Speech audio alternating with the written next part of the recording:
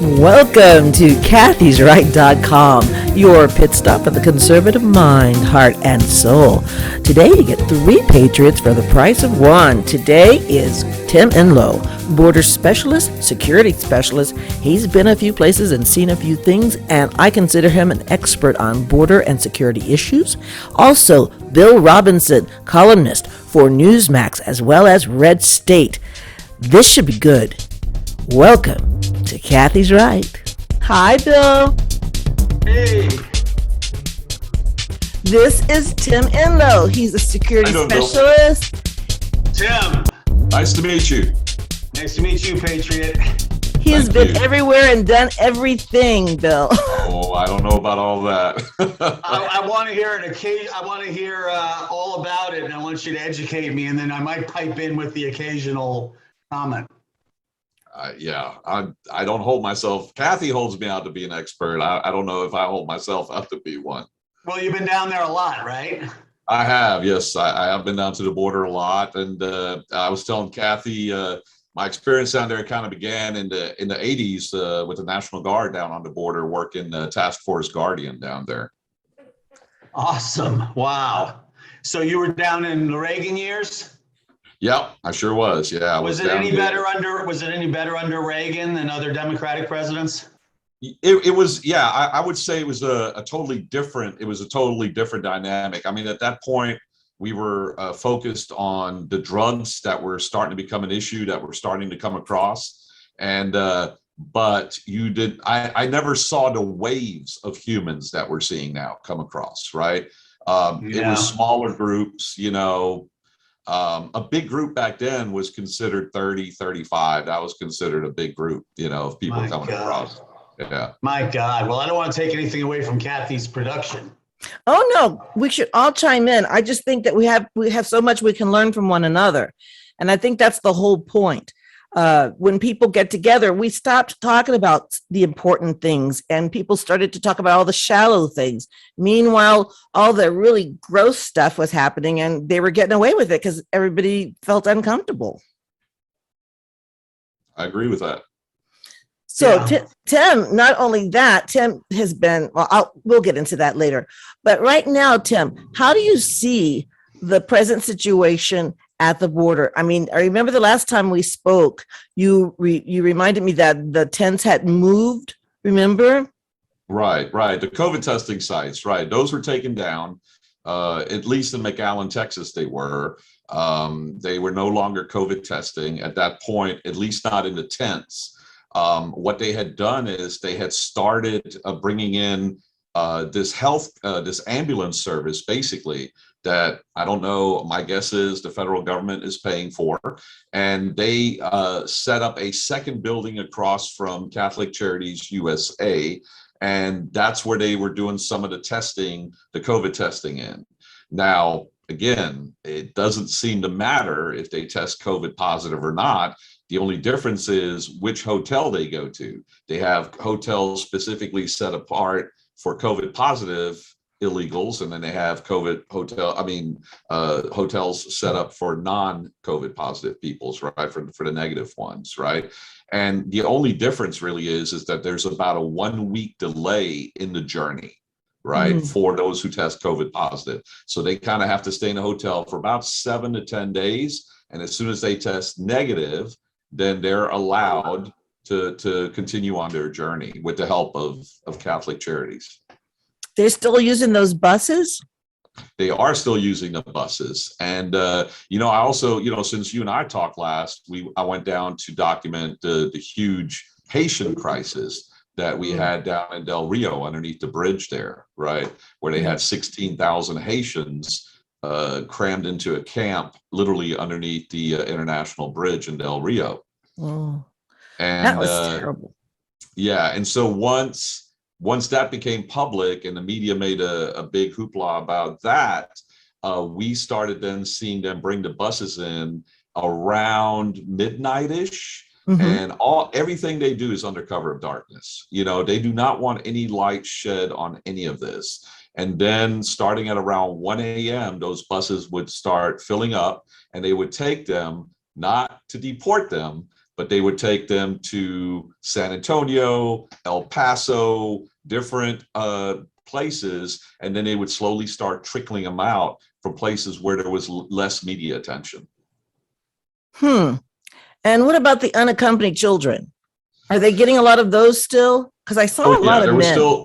There was still a lot of unaccompanied children, and again, same thing. They put them on buses. Now, most of them are usually put onto aircraft because most of the unaccompanied children shelters currently are out of state. The ones that have vacancies are out of state. So they're flying them to Tennessee, and they're flying them to various states. New York got a big influx of them, and yeah.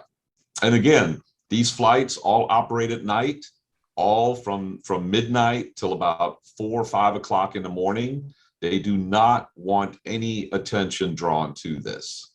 Yeah, under cover of darkness. And now we're finding out, I think only in the last 24 hours or 48 hours, that they're absolutely inundating Florida with flights at night. DeSantis has been talking about that. You know, I was wondering when it was going to come out that they were going after Florida and Texas. They're obviously trying to change the voting composite of all the red states. But so I've got kind of a sneaking suspicion. I think I know why they're doing this, but I'm just curious, Tim, when you're down there, do you get the sense that they're doing this, that there's such a dramatic shift in allowing everybody and their mother in because of simple inexperience or gross incompetence or even just outlandish stupidity, or they're doing it for evil political purposes? I mean, are you getting a sense as to why they're doing it or what excuse they'll use? I will say that everything that I saw is that it is 100% intentional, and it is I don't think people realize the amount of organization and coordination that is going on between the federal government and faith-based charities, not just the Catholics, but a broad spectrum of faith-based charities. And they are all working. Basically, what the federal government now is doing is they are using faith-based charities as a convenient deniability, right? Like, no, it's not us doing it. It's the faith-based charities are transporting them. The faith-based, to the point, I told Kathy that, you know, when I first started this and when I first started going down to the border around March of this year, it was pretty brazen. They literally had Border Patrol agents driving the buses, right, with these illegals on them and releasing them to Catholic charities. And then we started filming this, and we started, you know, posting this on social media.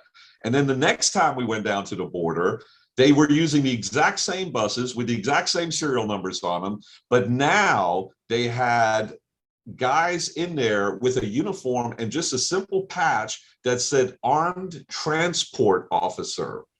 And they were no longer Border Patrol. They did not work for the US government. They were contractors.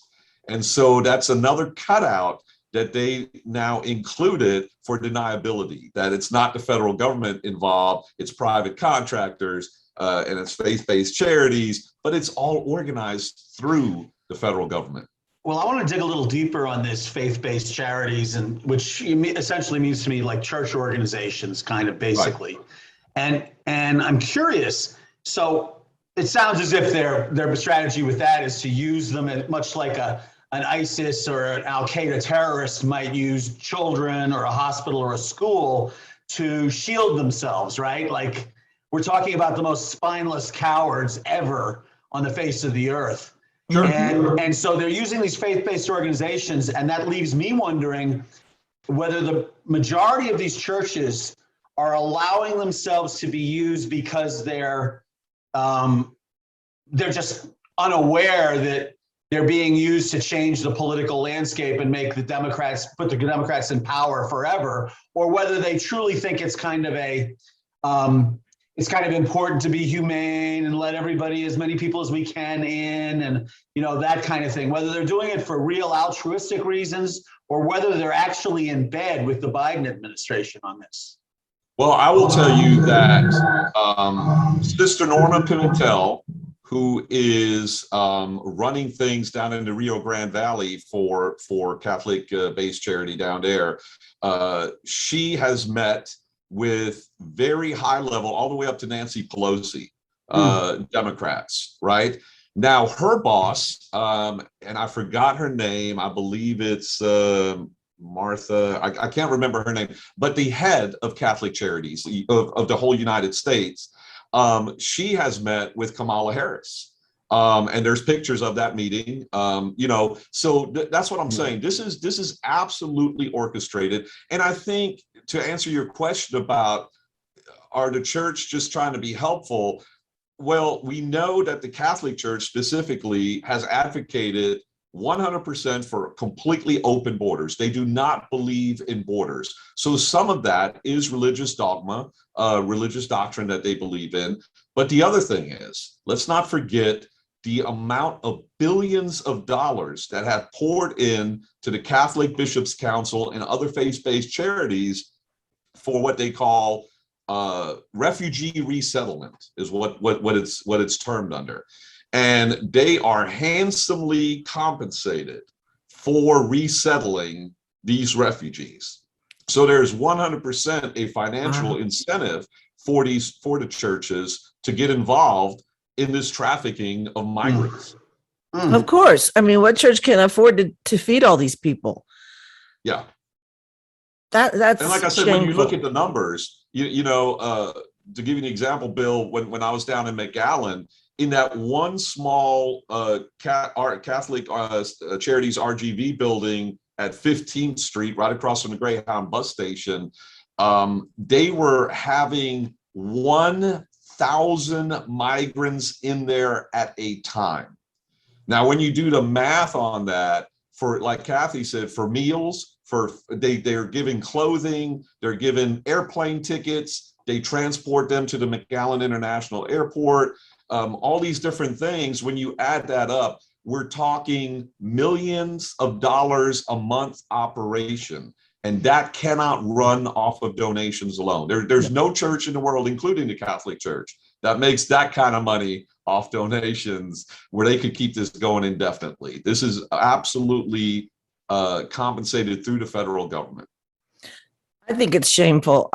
We're having problems across the country right now with a lot of our liberal bishops, and they're battling. It's like a battlefield, and the conservative bishops are fighting the liberal bishops, and rightfully so, because when we talk about right to life and we're having Respect Life Month, all they want to talk to us about is illegals. We're trying to stop abortion, and they keep throwing in the illegals. Well, we have to think about their lives too. I'm like, just talk about stopping abortion. And I know I'm not the only Catholic that's tired of hearing it. That second basket comes around, my head's like this. I'm not sending a dime to that charity, because I know what they're doing, and I don't approve of what they're doing. And it's a liberal bishop thing. For a long time, we've always known as Catholics, we will never get an American Pope, because we're just so bleeding heart liberal. They don't care about the border. They really think, I think most of them think they're helping people. But I think, I gotta say, remember that time, Tim, you told me about some of the bus drivers had the tattoos from the cartel? Yeah, they gotta know. Yeah, right. They gotta know. If we know, they've gotta know. They can't be naive for this long.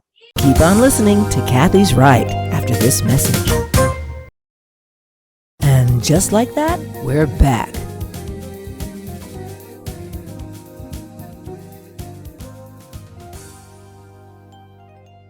If you recall, Kathy, when I was down in McAllen, I spoke with one of the Catholic priests that was letting his church be used to house a lot of these illegals, right? And he saw us filming, outside the church. And so him and an assistant came over to speak with us. And, he was very kind and very nice man, older priest, but you couldn't help but get the sense that he knows very well what's going on, but it's being cloaked as a humanitarian. Because, for example, he said, when I would ask him specific questions, he said, well, my son, we're just here to help. And we're just a way station, and we feed them and we house them and we clothe them. And then they continue going up north. And I don't know what happens to them after they go up north, right? I verified that because I called them. Remember, I called that church. Right, and, and so, I talked to the secretary. And she goes, "Oh yes, we just clothe and feed them, and then we send them on their way." And she said, and sometimes people pick them up, and sometimes it's a car or a cab, and they pick them up. I'm like, "There's no vetting." None. And so, And so when I mentioned that to him, and I gave him several examples of migrant women we had spoken to and talked about their phones being taken away and talked about them being given plane tickets to cities where they literally knew no one and they had no idea what they were going to do when they land in that city. When I mentioned that to the priest, he was like, well, it sounds disturbing. But again, I just wouldn't have any knowledge of that. And, to me, that's no longer you just being naive. That is what we call willful ignorance. That's right. That is willful ignorance. And there's a difference. Yeah, the tone he took was so apparent that he was overlooking basic evil. That's exactly right. I when I look at the church side of the equation, I'm a lifelong Episcopalian, and we had our schism in the 80s when we had then Reverend Gene Robinson, now Bishop Gene Robinson, of course, infiltrate the clergy of our church. And then a whole bunch of the African Episcopalian churches have said, no, we're not having this. So the Black churches in Africa broke off from our religion completely. And now, of course, it's happening in the Methodist Church. They're having a real schism where they're sending off all the traditional, they call them traditionalists, who are the people who've been funding the Methodist Church since the 1700s and, sitting in the pews and exercising their faith, while these newcomers who are part of the homosexual monolith are tearing the church apart. And the same thing is going on with, so it's homosexuality in the clergy and in the congregation and getting married. It's environmentalism. So they have environmentalist clergy coming in wearing rainbow vestments and such, and talking about how the world's coming to an end and we all have to change everything. We have to put a bunch of very expensive solar panels that don't work on top of our houses. They've been selling that one through since the 70s. It's never worked properly. They've always been talking about how you'll be selling electricity back to the electric company. It never happens.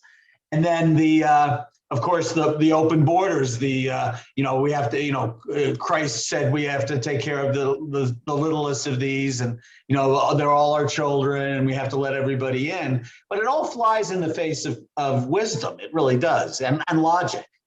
It's just very strange. And so when you talk about members of the clergy saying, well, I don't know anything about that. Well, you darn well should be knowing something about that if you're going to be investing your congregation's money in it. But I just can't help thinking that they're just like the Democrats are saying, we want votes, power.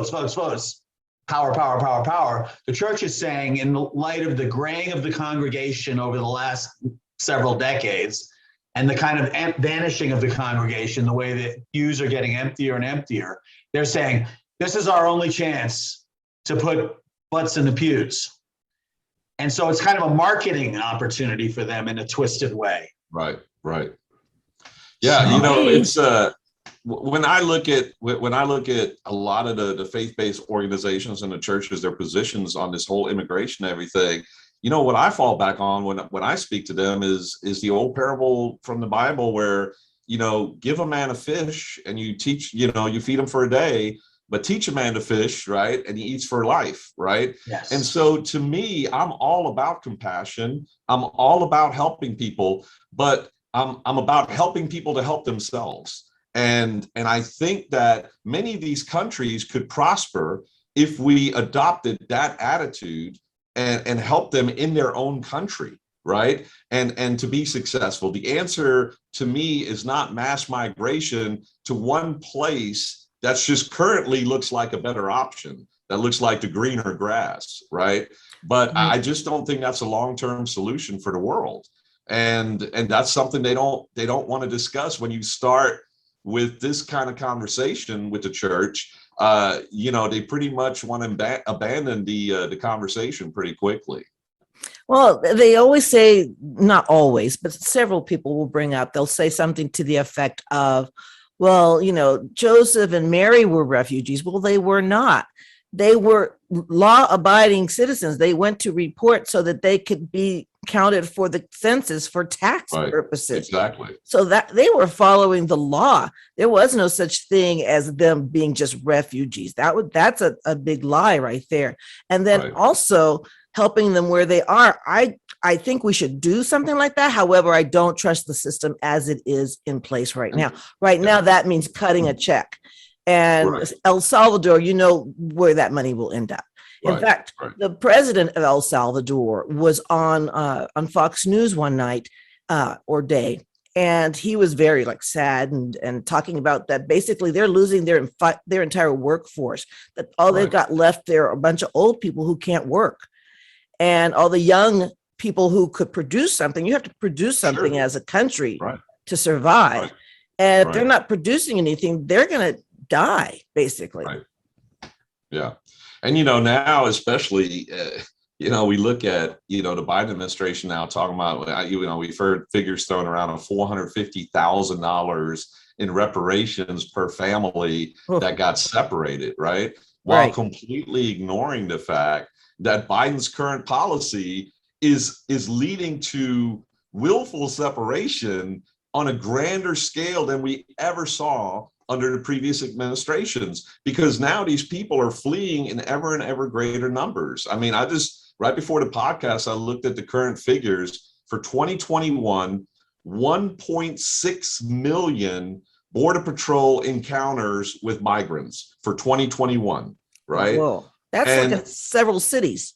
1.6 million versus in the same time period in 2020 under Trump, 400,000. So literally under Biden so far, the Border Patrol has quadrupled the number of encounters with migrants, right? And now keep in mind, when they count an encounter, that's actual physical contact they make with that migrant. So that 1.6 million is only the ones that they came across. That doesn't count all the ones who evaded Border Patrol and successfully made it into the US. So do you think that would be like 2 to 1? I mean, how many?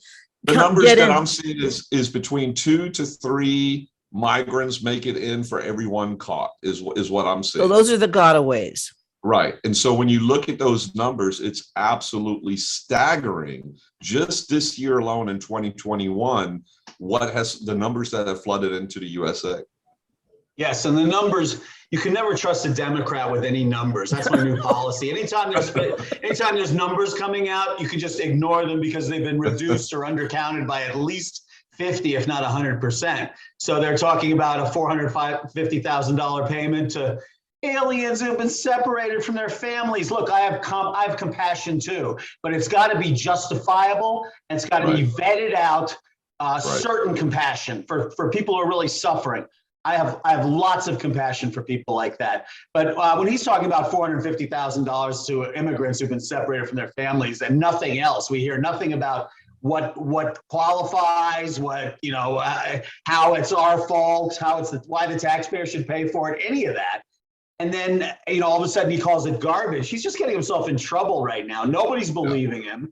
So at first you hear the numbers, you cry, and then you start to wake up and say, wait, maybe this is a good thing. That's the best we can hope for, is that the more they lie, the more conditioned people get to not listening to them. Another prime example of this is the constant $400,000 figure that Biden is spouting about, anybody who makes under $400,000 isn't going to get taxed. Well, I mean, they've been wheeling that out since the Clinton administration. It is so untrue, and it's so unfathomably untrue that it's like ridiculous. So the numbers are like the CBO thing for the new infrastructure bill, or the social safety net, or whatever they're calling it today. Right. The CBO number isn't going to be honest. They're notorious for underestimating things. So I'm really just, they're acting as if when the CBO number comes out, it's going to be an honest number we can all trust. No, it's not going to be. So I'm just so furious and livid about what they're doing at the border, and they're so hard to. They're like greasy and slippery. You can't get their hands around them. It's like playing football with people who've been greased with motor oil or something. But take comfort, Bill, because Kamala's on it. She's the czar. Yeah, 28% her and her 28% approval rating. She's going to find the root cause of this whole thing. Oh, And yeah. Yeah. And we know it's going to have something to do with gender or sex or color. Yes. It's going to involve some kind of identity politics play. But I still maintain a good positive outlook about what's going to happen. These people are so evil or insane that they just can't be allowed to win. I mean, at the end, everything, we're all currently gripped. All patriots are watching Kyle Rittenhouse defend himself in his court case. This kid's gonna end up with a massive, massive payout and a massive payday. And he's handling himself so well. Yeah. But, things that are little beacons of light throughout all this. And I just love it, but they always are doing something worse than the border so that they can get our attention off the border and onto something worse. And then when we go back to the border, they do something else disgraceful and shameful is the word Kathy uses. Now, And that's a really good point about, I'm sorry, Kathy, go ahead. Oh, go ahead, please. That's a really interesting point you brought up, Bill, about the greasiness and that's a really good example, these constant shifting goalposts.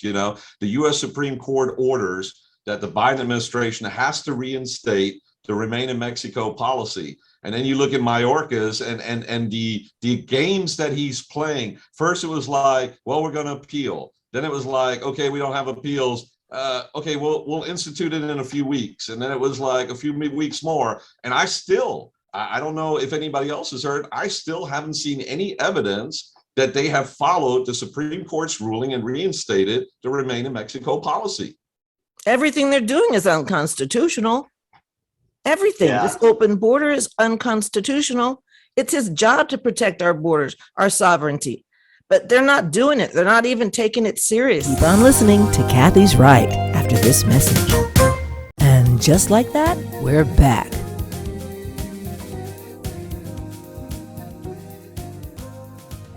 I'm afraid to see what's going to happen to all these unaccompanied children in 10 years. What are they going to be alive?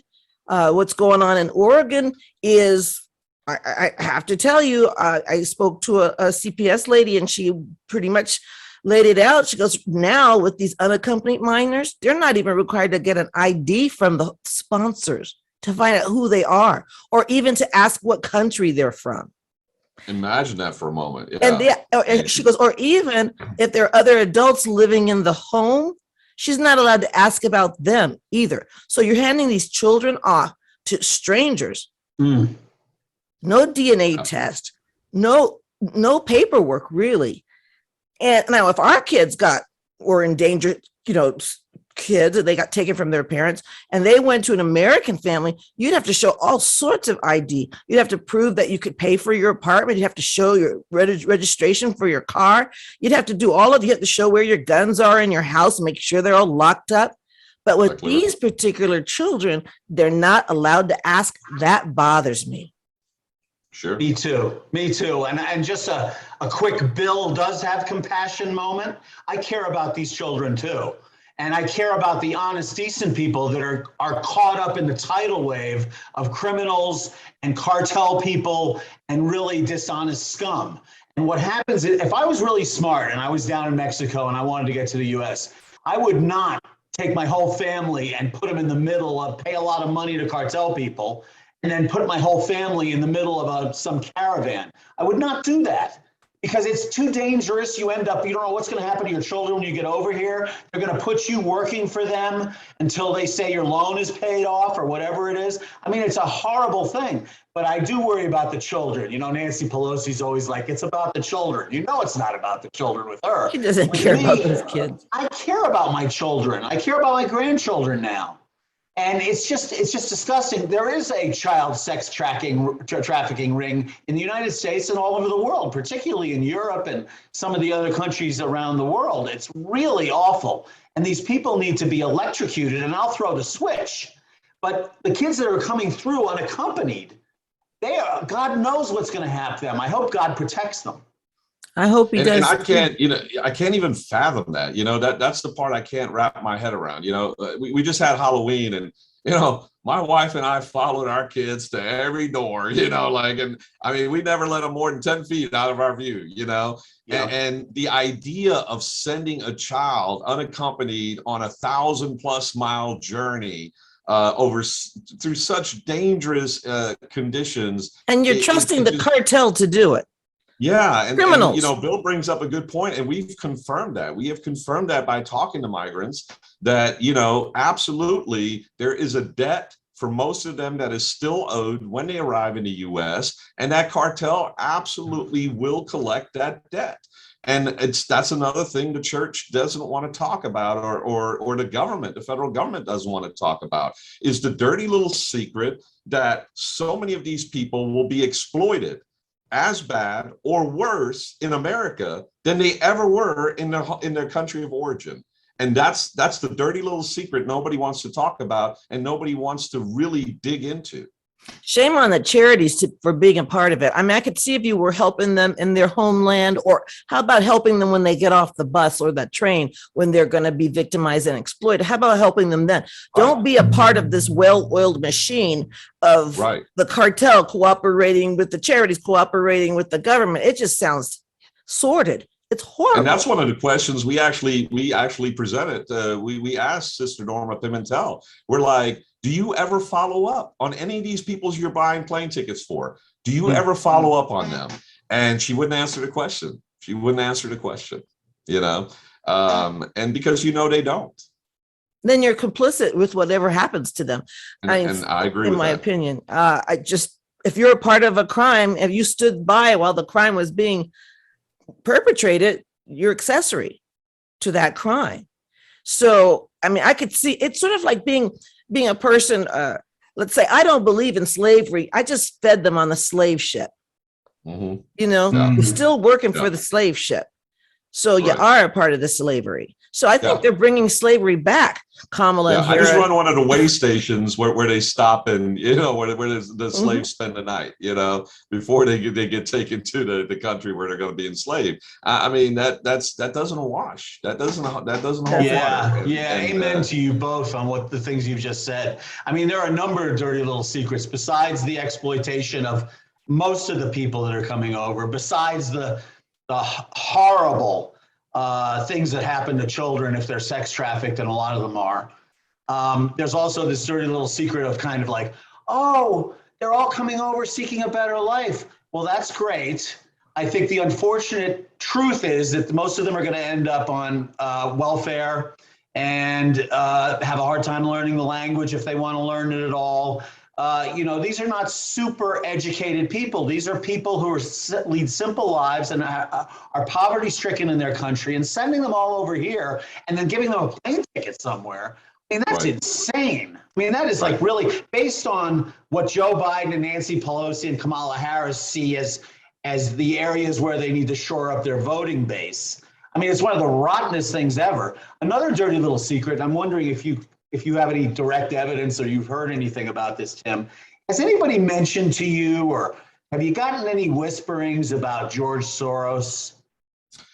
Well, yes. Now, we don't have direct evidence, but there is no doubt that some of the funding for refugee resettlement that's being pushed by the UN, some of the organizations that are supporting that are absolutely money is funneled through the various Soros organizations. And, he is definitely a huge proponent of refugee resettlement, 100%. I bet Open Society has something to do with it too. Sure. Yeah. Oh, it's so awful. It's so awful. How can you hate a country so much to do this to it? It feels like we're being sabotaged. Like the American experiment was so successful that there are entities that just want to sabotage it. I'm thinking the Chinese Communist Party too, because basically they make 100% of the fentanyl. And so much of that is coming through our southern border, and it's going to kill a lot of people. I mean, that's a hard drug. People are dropping like flies. They're putting it in every other drug. Yeah, Chinese fentanyl is the new Purdue opioids. That's exactly right. Yeah, it's really going to do a number on them. I mean, it's going to ruin a lot of families in our country. It's really so bad. But they keep doing even worse things, you know? I mean, Biden is just he's like Mr. Magoo on steroids. The guy is just so oblivious. And I have friends who voted for him and say he's like their dream president. I'm like, oh my God. Really, let's talk logically about this. I mean, you're going to have a lot of explaining to do when this thing comes crashing down. I mean, how are you going to defend yourself? Oh, he won't have to. His brain will be gone.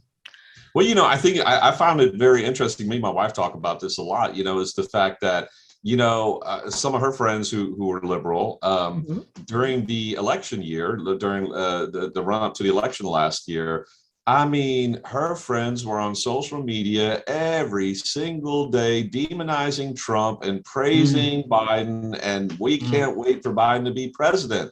And since Election Day, my wife and I have not seen one post from one of those people talking about singing Biden's praises. Not one. I haven't seen any from my friends either. Yeah, they did shut up, but upon further and pressure, like a pressure cross-examination, I got them to say that, he's doing all the right things and he's a great president. Oh, absolutely. And I was going to say that when you will hear from them is the minute that you sit there and, make a reference to how things were better, certain policies were better under Trump. As soon as you mention Trump, they'll join right back in the conversation. That's the easiest way to get a liberal to start back in a conversation is just say the name Trump or say, making things better for our country or anything like that. They'll come right back in on that. But there's a real breakdown. There's a real breakdown in their synapses when it comes to Trump. Exactly they hear the word and they're like Pavlov's dogs. It is. It's a knee-jerk thing. They can't help themselves anymore. It's absolutely crazy. Have either of you heard anything about the Cloward-Piven strategy? Yes. In fact, I was just reading up on it again. I was refreshing myself on that about last week. What is it? Well, I'm writing some articles on it, Kathy. It's really fascinating. And it's kind of like the tree of Marxism as it tries to destroy this country, So it goes back to Saul Alinsky, who was Hillary Clinton's and Barack Obama's mentor. They were his acolytes, bowing and scraping at his dirty, unwashed feet. And Cloward and Piven, Francis Fox Piven, and I forget Cloward's first name, he was a man, were a couple of Columbia University professors in the early 60s. And they were real whack jobs. I don't know how this happens, but apparently universities like hiring whack jobs. And so they were kind of pseudo-economists, pseudo-poli-sci people who, and they all think they're such experts, right? They just think all they have to do in answer to any complicated question is just throw around a bunch of multi-syllabic BS. And so that's the way they were structured mentally. And Barack Obama went to Columbia, of course, before he went to Harvard Law School. And there he really got, very close to these two professors, and they took him under his wing. Of course, Barack Obama has a very shallow personality. So as he was growing up, people of, ill repute would constantly be dragging him under their wings. And he would go like, oh, yes, please, more about how bad America is. So he got involved with them, and the Cloward-Piven strategy that you can see YouTube videos of them talking about it. You can look it up. There's a Wikipedia entry. They make no job of hiding it, but they don't want it out in the open either. So the Cloward-Piven strategy is essentially this: how do we bring down the entire American economic system, and then so that we can then say, oh, capitalism didn't work. Now we have to have socialism, which is the step Marx detailed right before you go to full-blown communism. You start talking about, well, we got to take care of everybody and their needs. So it's kind of warm and fuzzy. It's socialism. Wouldn't it be Equity. great? We can create a kids song, the socialism on the bus goes round and round. They make it seem very nice and unthreatening. And then right after that's installed, they move very quickly into Stalinism, full on Marxist Leninist Maoism. I mean, it's really awful. So this is their general plan. Marx wrote about it in the Communist Manifesto. It's very clear. And so Ballard and Piven created this strategy where to destroy the American economy, they open the borders and they bring in everybody they can possibly get in to burden the hospital system, the school system, and the healthcare system, most importantly. So all of that comes crashing down, bringing with it the Federal Reserve, the stock market, the banks, everything else. And of course, it turns into martial law. I mean, we've gotten a taste of that at the Capitol already with barbed wire fences and the National Guard. So, I mean, the whole thing, when I think about the borders now, I really think that this is the execution of Ballard Piven's strategy. And, I just think, I look at the Biden administration, and the very first thing he did was cut the pipelines, which is his energy strategy, right? But very closely thereafter, he started reversing the Trump border policies, and he started the open borders. That's what he started doing. And so, all these top Democrats right now, all these 80-year-old, sniveling, drooling idiots are saying, it's time for the Ballard Piven strategy. That's what they're doing. They're having big meetings about it, and they're doing it. So, and defund the police. You can see how this all comes together. It's like a jigsaw puzzle. So do you I agree with that 100%. I agree with that. I agree too. I would love to read more about it. Is that going to be on the RedState or the Newsmax? Well, I'm gonna do it on RedState, and I'm gonna have to, because Newsmax was like, oh, we can't publish this. They were like, oh, you gotta, it's just doesn't have the right tenor. If I were to use the word lunatic degenerates, those two words together to describe like the Biden administration or the Rhodes Scholars finalists, wimp chiselers they have in his administration making all the decisions. He'd be like, oh, no, we're not comfortable with that. And I'm like, it's an opinion column, okay? This isn't breaking news. I'm allowed to write my opinion. You're allowed to publish it because you can disclaim it. You can write the disclaimer, distance yourself from it. This is not Newsmax's opinion. This is one man's opinion. And I'm like, and still they're like, no, we can't run it. I'm like, okay, so what's going on? How have you been infiltrated? I mean, it's amazing. It's amazing. So anyway, yeah, it's going to be in RedState as soon as I can get to it. I mean, there's, like I said, part of their strategy seems to be, I don't know whether it's just because they're incompetent traders or whether they're actually having meetings about this and deciding not to do these things, but they're doing so much that's wrong and so much that's bad, and you just can't keep up with it all. It's hard. My head spins. I'm like, it's breakneck speed. How fast can you destroy America? That's pretty much what their motto must be, because it seems like day after day, it's something more horrible than the day before. And then people keep trying to have hope in spite of it. And it's very hard. Tim and I are both Catholic and you're Episcopal, so we're all Christians here. We want the best thing to happen for our country, but we have to call a spade, even if it's in our own church. We have to call a spade, because the only way you can exorcise a demon is if you name the demon.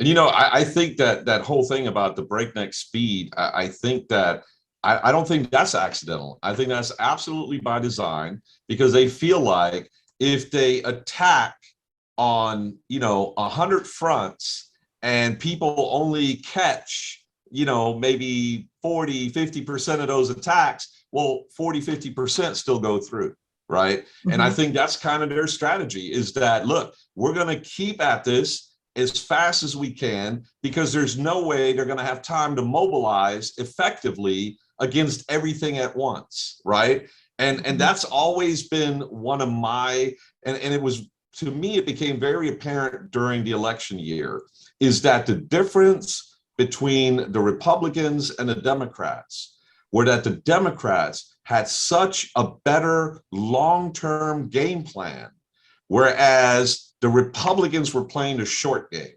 And that's why they were constantly getting outmaneuvered. And that's something we have to stop. The Democrats, as like Bill pointed out, they've known what they've wanted for this country, their vision for this country since the 1960s, right? And they are pushing and pushing and pushing. But these various Republican administrations to come in, each one wants a little something different. Each one wants and they're not cohesive, and they're not following a cohesive strategy from the previous administration, Republican administration, right? And so it's almost like there's a constant restart, whereas the Democrats are much more like, no, we're just going to get more aggressive, right? We're not going backwards. We're just going to get more aggressive and more aggressive and more aggressive. And I think that's one of the big differences. And I think that's why we're having such a hard time right now stopping them, you know? Next week's bill will be include an amnesty, a 10-year amnesty plan for illegals. And it's set up so, I've just read about it, that once they get it set up, this amnesty, that the next administration, whoever it may be, will not be able to change it. They're making it to where nobody can touch it for 10 years. Amnesty for illegals. This is wrong. This is wrong. This is not why my father fought the war in Korea. This is not why my grandfather fought in World War II. They fought for freedom, the Constitution, the United States of America, not for El Salvador, not for Venezuela, not for wherever these people, you know, I help them, God help them. I pray to God that they help them, but you help them there and call it what it is. This is modern day slavery. This is indentured servitude at best. When people come here and owe the cartel money, and now the cartel's buying up land in Oregon, and they're setting up, you know, they put these workers in barns, lock them in overnight, not even overnight, because they run these farms 24 hours a day. And so all the neighbors now, all the American neighbors, they don't have any peace. Their water's getting contaminated from all the pesticides that they're putting in this drug. And this is, they say that it's a hemp farm, it's zoned for hemp, but it's really marijuana. And since the inspectors aren't allowed to go in and check on it, because now they found that loophole, now people are coming from all over the world buying up land in Oregon so they can have their slave labor. So Kamala Harris brought back slavery to the United States. How's that for the first Black VP? Yeah. It's almost too distressing to consider everything together, because it feels so, you get so downhearted. But yeah, you know, it's like I think back to the child's song about if God is with us, who could be against us? And I'm hoping and praying that he won't allow these people to succeed. Because if they're allowed to succeed, it's the same as if he were to allow Sodom and Gomorrah to carry on. That wasn't allowed to happen. So he's going to have to come in here and do some house cleaning. And it's going to be swift and it's going to be merciless, like only God can really do. That would be great. So, gosh, I'm hoping. I'm waiting for it to happen. I think we just have to build some kind of critical mass, you know? I think Americans need to be honest with each other. I think we are right now, but I'm thinking a lot of people, oh, I don't want to talk about that, or I don't, because everything's so weird and uncomfortable. We've had the pandemic and the COVID and the mask and the mandates. And it's just overwhelming. And it's so much to the point where people just go, there's nothing I can do, so I'm not going to even think about it. So guess what? That gives them power. Absolutely. Yeah. Yeah, I think one of the big well, go ahead, Tim. I'm sorry. No. Go ahead. I was just going to say one of the big unintended consequences, it seems to me, is that, and Tim, you can confirm or deny this, and I appreciate that your outlook on it. But it seems like while we're all worried about caravans coming up through Central America and what the Mexican government is doing, and the fake news stories of Border Patrol officers on horses whipping people when they just have their reins. I mean, it's all so insane. But I think one of the unintended consequences, or one of the intended consequences, is other people from other parts of the world can't legitimately immigrate here. So you've got, Australian engineers and English doctors and, Singaporean technology people. They all speak English, and they might not be able to, so they've got a head start coming here. talking about, the kind of people America welcomes. I mean, America has been built on immigration. It's not this great melting pot where everybody is slotted right into America, but it is true that all the different nationalities and all the different people that came here to start a new life and with great intentions and with integrity, those are the kinds of people we've always needed. We don't need people we can support. We don't need that. And that's why Customs has always had things like questions about how much money do you have? Do you have enough money to support yourself when you're here on your visit or when you're here on your visa? I mean, these are important things to ask. And so I think the other people around the world are just kind of like, oh, great. Everybody's getting, I would love to be in America. But now we've got, all these people coming from all over the planet. I don't feel like I want to get involved in that right now. Right. I'll give you a firsthand experience on that, Bill. So my wife is from the Philippines, right? Yes. We met while I was in Afghanistan, and she was working as an accountant for Deloitte in Dubai. And so we met, and we started dating, and then we got engaged.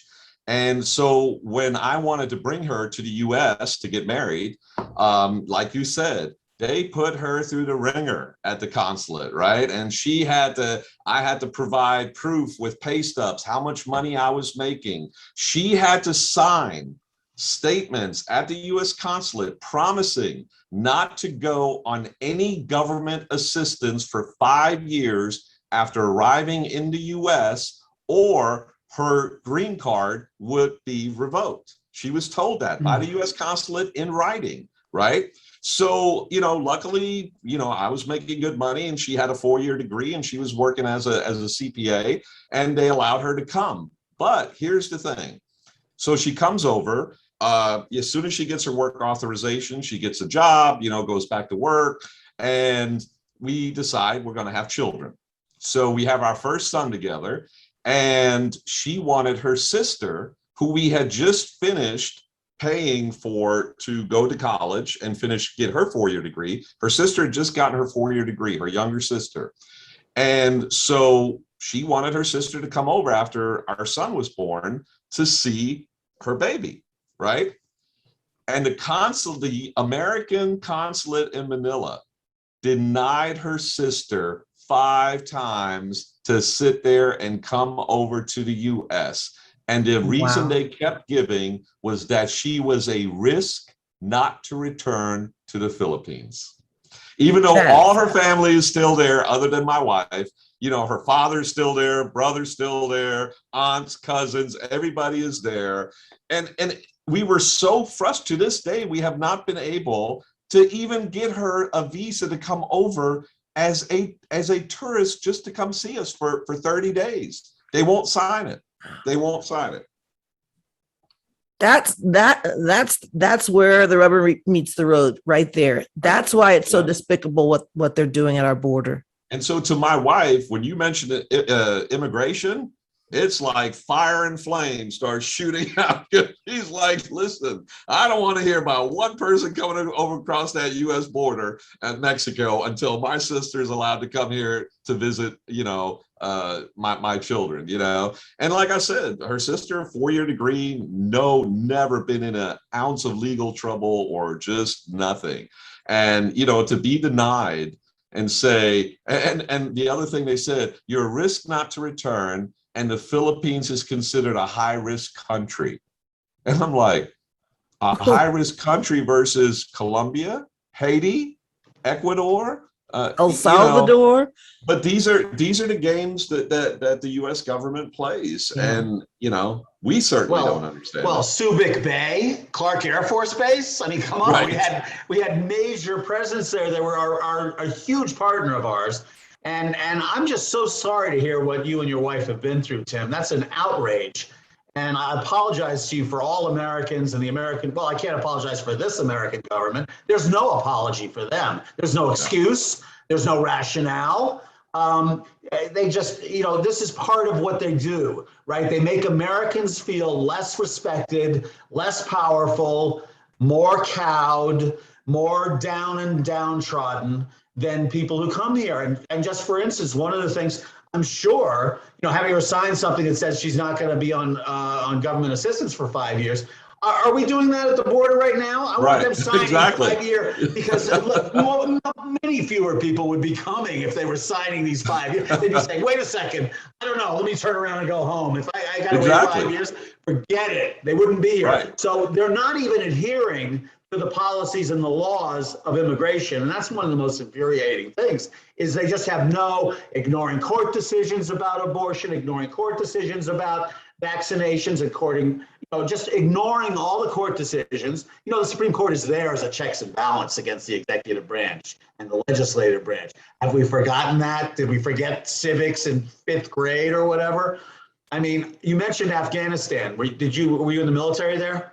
I was a civilian contractor in Afghanistan. Oh, wow. What, like Blackwater or something? Yes. Yeah. No, that's awesome. Wow. Yeah. That's awesome. Well, thanks for Which going. was the other thing, at the time when we tried to bring her sister over, I was the advanced team leader for the U.S. ambassador of Afghanistan. And so I called. They couldn't cut you a break. Yeah, and I actually called. I called the embassy and the consulate in Manila, and what I got hung up on.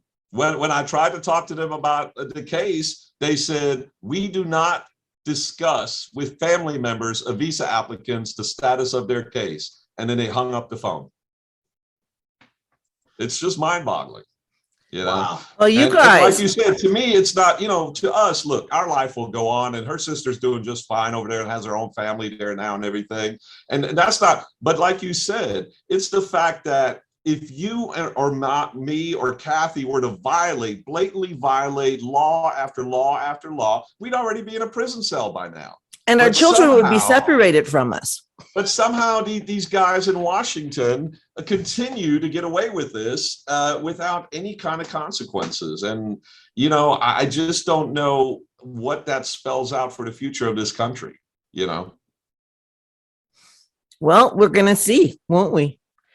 I think that what we'll definitely have to do is do this again, because I really want to hear. I saw you, Tim, on TV.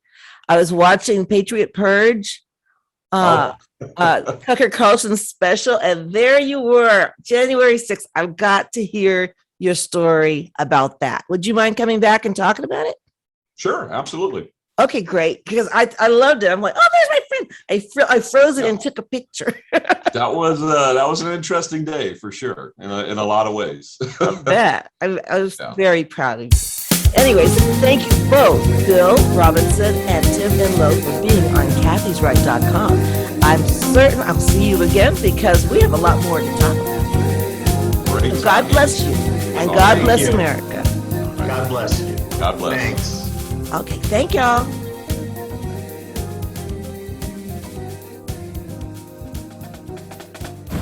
Thank you for listening to KATHYSRIGHT.com. Make sure you subscribe today. Bye now.